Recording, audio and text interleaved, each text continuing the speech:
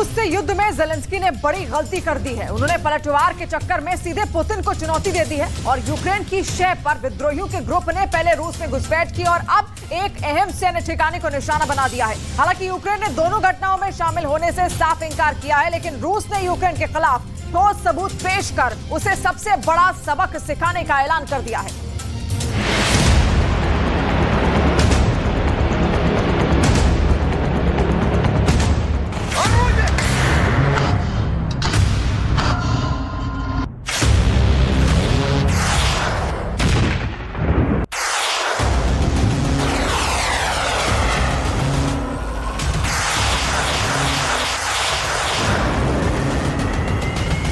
रूस में लगातार दूसरे दिन घुसकर हमला हो गया।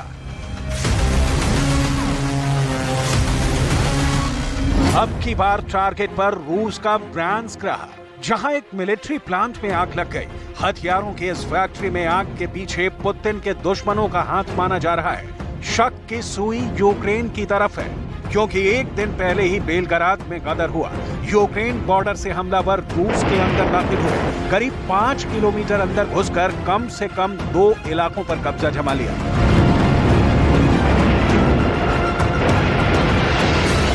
बेलग्राद में घुसपैठ की सबसे नई तस्वीर आपको बस थोड़ी देर में दिखाएंगे। आपको इस घुसपैठ पर रूस का रिएक्शन भी दिखाएंगे। साथ ही दिखाएंगे वो मंजर जब रूस ने बेरहमी से घुसपैठियों को कुचल डाला।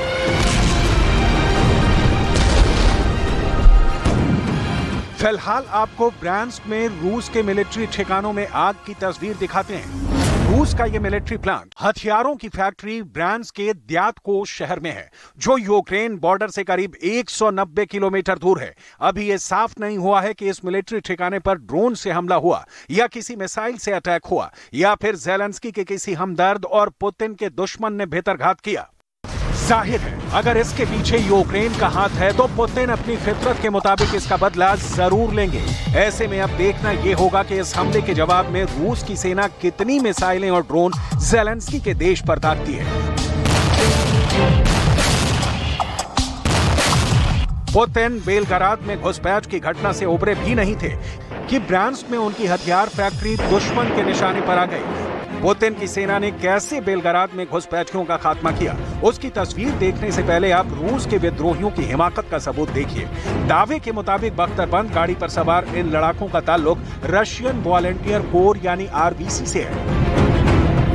वैसे रूस ने घुसपैठ का आरोप सीधे यूक्रेन की सेना पर लगाया है, लेकिन पश्चिमी देशों के मुताबिक यह हिम्मत रशियन वॉलंटियर कोर यानी आरबीसी और फ्रीडम ऑफ रशियन लीजन यानी एफआरएल ने दिखाई।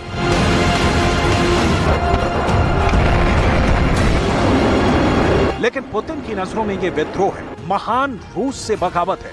ऐसे में इस हिमाकत के जवाब में एयर स्ट्राइक की गई, तोपों से बेहिसाब गोले बरसाए गए। इसका अंजाम ये हुआ कि बेलग्राद में 70 से ज्यादा घुसपैठियों को ढेर कर दिया गया और जो विद्रोही पुतिन की सेना के कहर से बचने में कामयाब रहे, वो उल्टे पांव यूक्रेन भाग खड़े हुए।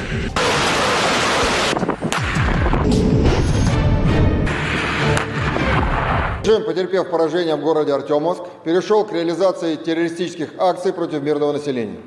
22 мая текущего года, после интенсивных артиллерийских обстрелов международного пункта пропуска Козинка, а также ряда других гражданских объектов Грайворонского района Белгородской области, подразделение украинского националистического формирования вторглось на территорию Российской Федерации.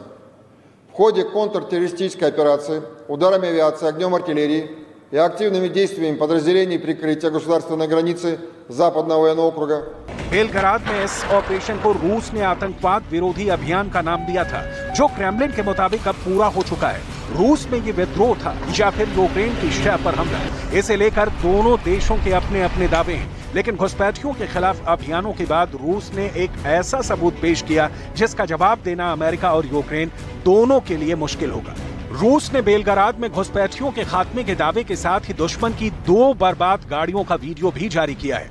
ये 2 बख्तरबंद गाड़ियां हमवी हैं, जो मेड इन अमेरिका है। अब सवाल उठता है कि क्या रूस के अंदर घुसपैठ, हमले और कब्जे के प्लान में यूक्रेन के साथ साथ अमेरिका भी शामिल था। अमेरिका से पहले यूक्रेन ने रूस के अंदर हमले में हाथ होने से इनकार भले कर दिया, लेकिन सवाल तो ये कि घुसपैठियों के पास अमेरिकी बख्तरबंद वाहन पहुंचे कैसे। बेलग्राद में घुसपैठ की खबर से रूस की सरकार का गुस्सा 7वें आसमान पर पहुंच चुका है। यहां से घुसपैठियों को खदेड़ने और खात्मे के ऑपरेशन पर खुद पुतिन की नजर थी। पुतिन के सबसे करीबी और रूस की सुरक्षा परिषद के उप प्रमुख ने तो दो टूक कह दिया कि इन घुसपैठियों को चूहे की तरह मसल दिया जाएगा।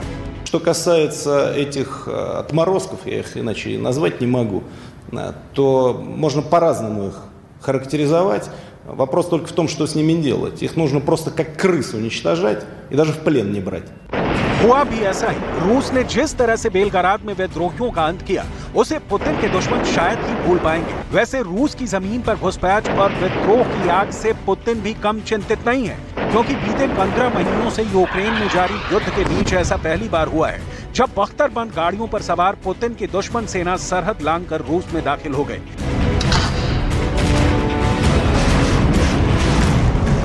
इस दौरान रूस के मिलिट्री ठिकानों को टारगेट किया गया, ड्रोन से हमला किया गया और करीब 20 वर्ग किलोमीटर इलाके पर कब्जा तक कर लिया गया। एहतियातन यहां के लोगों को आनन फानन में सुरक्षित ठिकानों पर पहुंचाना पड़ा। Я не могу точно сказать информацию, что продолжается. Это все-таки тема больше для наших правоохранителей, Министерства обороны и Федеральной службы безопасности। अब रूस ने बेलग्राद से दुश्मनों की सफाई का दावा किया है, लेकिन 48 घंटे पहले यहां जो कुछ भी हुआ उसने बेलग्राद के लोगों के ज़हन में दहशत भर दिया। यूक्रेन में युद्ध के बीच रूस में बीते कुछ दिनों में जो कुछ भी हुआ है वो पुतिन को परेशान करने वाला है। क्रेमलिन में पुतिन की हत्या के मकसद से ड्रोन हमला हो चुका है। क्राइमिया में तेल गोदाम पर हमला हो चुका है। यूक्रेनी बॉर्डर के करीब रेलवे लाइनों को विस्फोट से उड़ाया जा चुका है। लेकिन ऐसा पहली बार हुआ है जब रूस में पुतिन के दुश्मनों ने घुसकर हमला किया हो। इस हिमाकत का मकसद क्या हो सकता है, इसे समझने के लिए आपको रूस के विद्रोही ग्रुप के नुमाइंदे की दलील सुननी होगी। Во-первых, затягивается уже, как мы видим. Во-вторых, вызывает большое внимание. Естественно, Россия будет вынуждена перебрасывать туда какие-то военные подразделения с других участков.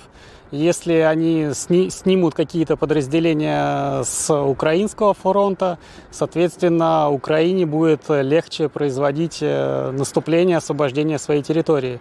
Поэтому, тактическая задача, конечно, такая тоже имеется. И в этом мы с украинцами едины в их борьбе против путинской агрессии. Только украинцы освобождают свою землю, а мы только начали освобождать свою землю. तो पुतिन के दुश्मन चाहते हैं कि रूस की सेना का ध्यान यूक्रेन से हटे। बेलग्राद जैसी घटना की वजह से रूस अपने ज्यादा से ज्यादा सैनिकों को इन इलाकों में तैनात करे, ताकि यूक्रेन में ज़ेलेंस्की की आर्मी को अपनी खोई जमीन हासिल करने का मौका मिल सके। आपके ज़हन में सवाल यह भी होगा कि रूस के विद्रोही गुट को शह कौन दे रहा है, इन्हें हथियार और जंगी साजो सामान मुहैया कौन करा रहा है। तो इसका जवाब खुद रूस के कथित विद्रोही गुट ने ही दिया है। दावे के मुताबिक फ्रीडम ऑफ रशिया लीजन और Russian volunteer corps foreign legion के हिस्से हैं। फॉरेन लीजन यूक्रेन के सैन्य बलों का एक हिस्सा है। ऐसे में रूस के घुसपैठ और हमले की प्लानिंग में शामिल ना होने के यूक्रेन के दावे पर यकीन करना मुश्किल है। पुतिन ने 2014 में जैसे लुहांस्क और डोनेट्स्क के विद्रोहियों का साथ दिया, वैसे ही अब ज़ेलेंस्की भी बेलग्राद के विद्रोहियों को साधना चाहते हैं। लेकिन सवाल ये कि जब खुद यूक्रेन के पास रूस से लड़ने की ताकत नहीं बची है, तब पुतिन के मुकाबले ज़ेलेंस्की जैसे को तैसा वाला फार्मूला कैसे आजमा सकते हैं।